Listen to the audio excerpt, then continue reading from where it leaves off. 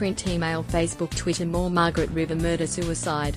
Police confirm firearms belong to grandfather Peter Miles. Media player, space to play, M to mute, left and right to seek, 00:0001:3900:0001:39. So far today, police in Australia would have dealt with on average 352 domestic violence matters. Learn more about these numbers. Share 3 long-arm firearms license to Peter Miles, who was found dead, along with 6 others, in a suspected murder-suicide near Margaret River, had been recovered at the crime scene, police said. West Australian Police Commissioner Chris Dawson would not confirm if police believe the 61-year-old was the shooter, only saying the investigation at the scene would take several more days. This is a complex criminal investigation. Clearly 6 people are subject of a homicide crime scene. There is a 7th person deceased, he said. It's far too premature for me to come to any conclusive statement about that. Police were called to the small community of Osmington early on Friday morning after getting a phone call from a man who officers said was connected to the property. At the scene they found the bodies of 7 people. The 3 adults and 4 children had all been shot dead. Katrina Miles, 35, and her 4 children Tay, 13, Rylan, 12, Air, 10, and 8-year-old Caden Cockerman, were among the victims, along with Peter Miles' 58-year-old wife Cinda. Commissioner Dawson said a female adult was found inside the main house and 5 people were found dead in a shed, which has been converted into living quarters. He said only 1 person was located outside of the buildings. Commissioner Dawson confirmed the firearms were licensed to Mr. Miles' family. Stunned by shocking event, the Miles family were active members of the local community, with Cinda Miles hosting sewing bees at the Osmington Road property. He said the children's father had been notified of the tragedy.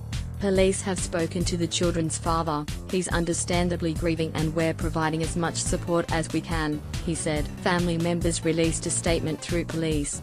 We are devastated by this shocking event. We are stunned and still trying to understand how this could happen, the family said. We respectfully ask that the community refrain from speculating on the circumstances surrounding this tragic incident. We thank the community for their support and ask that our privacy is respected as we grieve. People have been using social media to express their shock and sadness. I have to believe you are all together in a better place and there is some sense to this tragedy, Nadine Henderson Merritt posted on Cinda Miles' Facebook page. You and your beautiful 4 angels rest in peace, dear lady, wrote Menka Jankovic. Even seeing a policeman here is unusual. Local resident Richard Dosser said he spoke to Mr. Miles on Thursday night about hiring him to do some farm maintenance. They arranged to catch up on Saturday morning to discuss the work, but the meeting was not to be. It is scary to think I was probably one of the last people outside of the family to speak with Peter Miles, Mr. Dosser said. The whole incident is scary, that it happened so close to where I live in an otherwise beautiful and exceptionally quiet part of the world. Even seeing a policeman here is unusual. It's hard to believe it happened down here, but we could say the same of Port Arthur. Incident terribly distressing. Premier Augusta Margaret River Shire President Pam Townsend said counselling sessions were being set up in the town's community resource centre for anyone who needed help. We're providing this area, which is a place where the community can reflect and offer their condolences, she said. There'll be skilled volunteers, along with a range of agencies, who will be there available to assist with community support services.